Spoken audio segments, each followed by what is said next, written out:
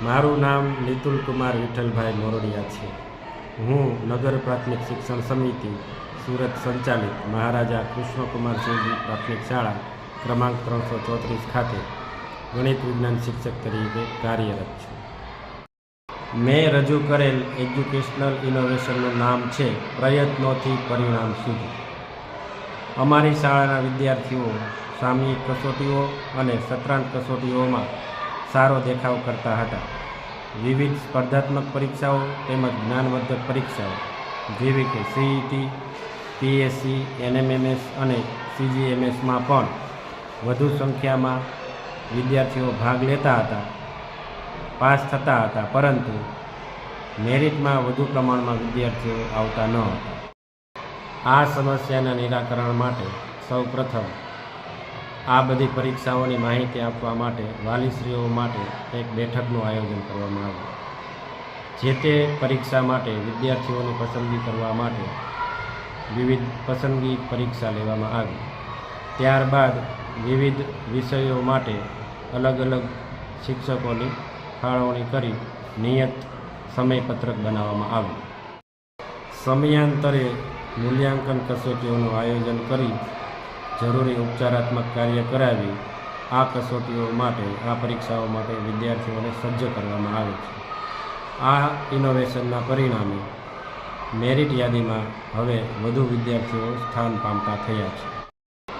આ ઇનોવેશનના વિસ્તૃતીકરણ વિશે જોઈએ તો અમારા જ કેમ્પસમાં આવેલી 2 શાળાઓ શ્રી પ્રમુખ સ્વામી મહારાજ પ્રાથમિક શાળા શાળા ક્રમાંક 346 અને શ્રી લતા મંગેશકર પ્રાથમિક શાળા ક્રમાંક 355માં પણ આ પ્રકારના પ્રયત્નો વડે ખૂબ સારું પરિણામ લાવી શકાયું છે।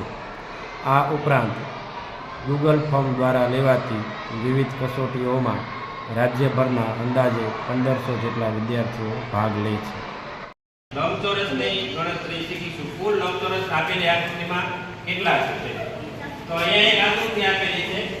આકૃતિ પોતે લંબચોરસ છે, એમાં જે નાના એકમો આપેલા છે એ પણ લંબચોરસ। તો સાવ સહેલી રીત છે, આપણે આની ગણતરી માટે I યાદ રાખશું। I અંગ્રેજીનો I એટલે કે અહીંયા આપણે 1 લખશું, અહીંયા 2 અને અહીંયા 3। આનો સરવાળો કરશું આપણે ટોટલ એટલે 6। આને આપણે 6 ગુણ્યા 1 કહીએ તો આ 6 થશે, અને આને અહીંયા 6 ગુણ્યા 2 કરીએ એટલે 12 થશે।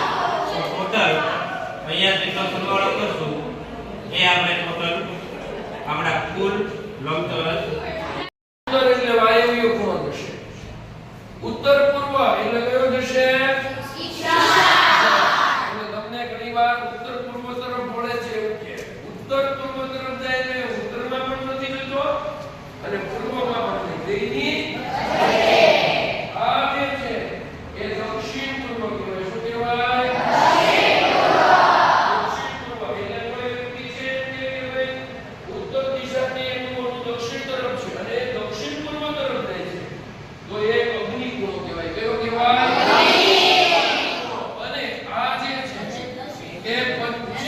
દક્ષિણ પશ્ચિમ કહેવાય। કયું કહેવાય? અને એ છે એ નૈઋત્ય કહેવાય। કયો કહેવાય?